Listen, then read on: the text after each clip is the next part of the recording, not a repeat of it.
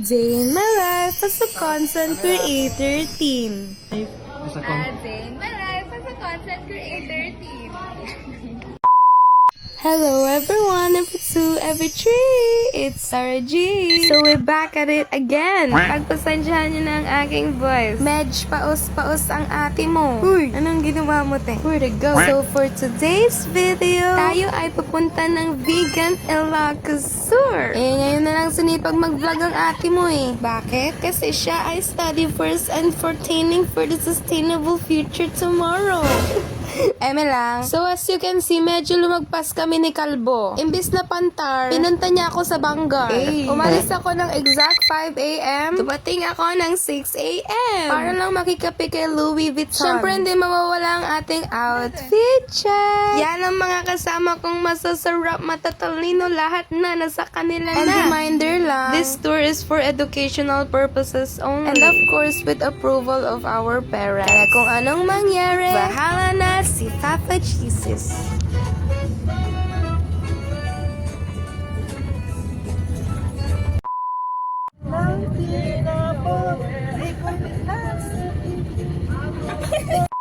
Hindi ko inaasahan, may pa-free concert pala ang aming bus. So after ng concert ni Louis Vuitton, kami ay dumating na sa aming destination. Rich tita be.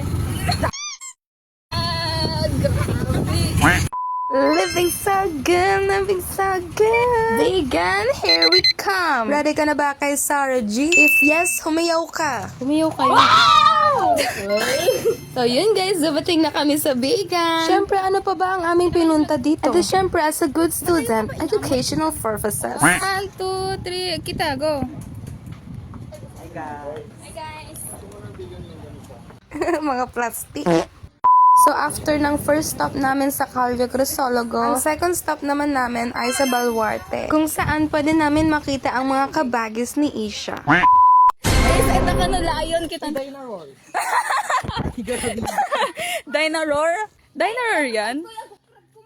At syempre, sa sobrang init na pausob si Ding Dong Dante, sa sobrang sarap hindi natin ma-explain. At ito naman si Shock lang ito, para sa sake ng fashion, hindi na yan siya makalakad. At yun na nga, nakita ko na rin ang aking long lost sister. Talaga pang mata pa lang magkamukha na kami. Hashtag maangas. And to be honest guys, first time ko po makakita ng lion na close up. Talaga bang nahil yung inner child? Inner child? Huy, anong inner child yung pinagsasabi mo, te? I mean inner ado. Video lang ah. Tig-tig-tigurgura. Madayo ka pa. Tig-tig-tigurgura. So as you can see guys, halatang walang takot sila Vince. Kaya sabi ng matatanda, pagkatugo ay wag matakot.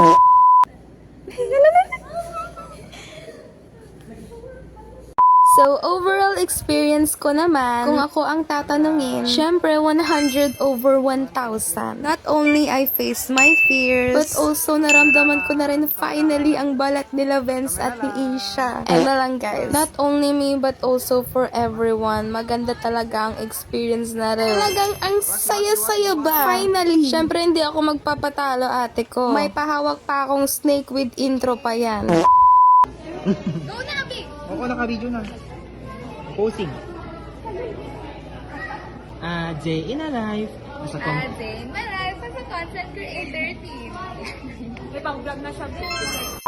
Ay, ba, pagkatapang. I-check ko to sa bucket list ko. So, after nung Baluarte, ang third stop naman namin ay sa Hidden Garden. Hindi na ako gaanong nag-video dito. Kasi gusto ko munang i-enjoy yung moment. So, after Hidden Garden, our fourth stop is sa RG Jar Factory. Another achievement na naman to sa akin. Kasi first time ng babaeng ito gumawa ng pot. At medyo kabado nga dyan ang ate mo. Kasi sino ba naman gagawa ng pot na naka-pointed nails pa? Talagang kakaiba ang batang ina. So, yun nga guys, tinuturuan ako ni Kuya kung paano mag-mold. Ano ba yan? Kung paano mag-mold ng pot. Syempre, as a first timer, dapat i-3 fingers mo na yan. Ay, hindi 4. Para ma-mold siya ng bonggang-bongga. Overall, my experience is 100 over 100. Not only is libre lang yung pag-make ng pot, tapos ang bait pa nila kuya.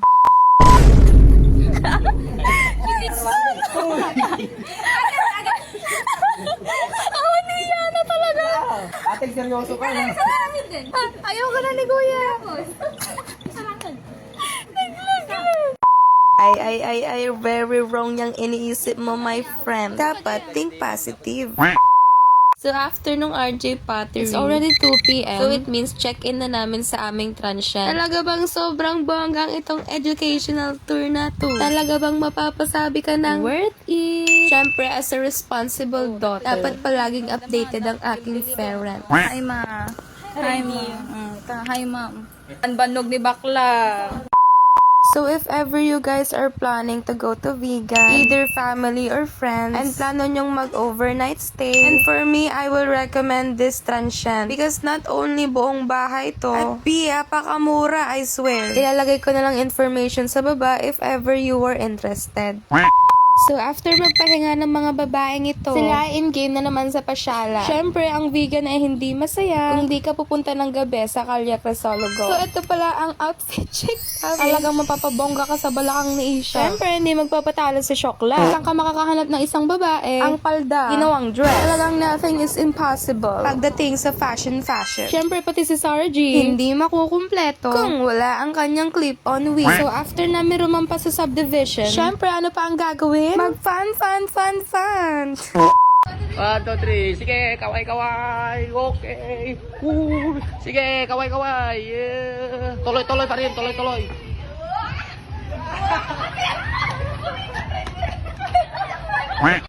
Sa tingin nyo hanggang dun lang? No! Siyempre, ang 3 Powerpuff Girls, rarampa rin yan sa Crisologo. A day in a life.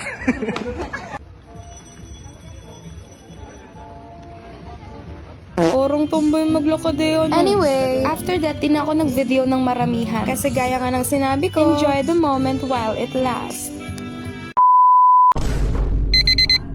Ano to? Saan to na video? Guys, di ko alam kung saan to. Basta mga OG lang alam kung saan yan. So, good morning everyone! Ito na pala ang day 2 ng aming vegan tour. So, dito, after na nangyari kagabi, syempre, ano pang gagawin? Magchismisan about sa... Uy, hindi gagawin yun. So, it's currently 8 a.m. and malapit na matapos ang kasiyahan. Next na agenda naman namin ay sa Crisologo Museum. Tapos after that, pumunta rin kami sa National Museum ng Vegan. Di na ako nag-focus sa pagbe-video kasi kailangan ko asikasuhin ng aking educational purposes. So, after that, dito na magtatapos ang mini vlog. Bye!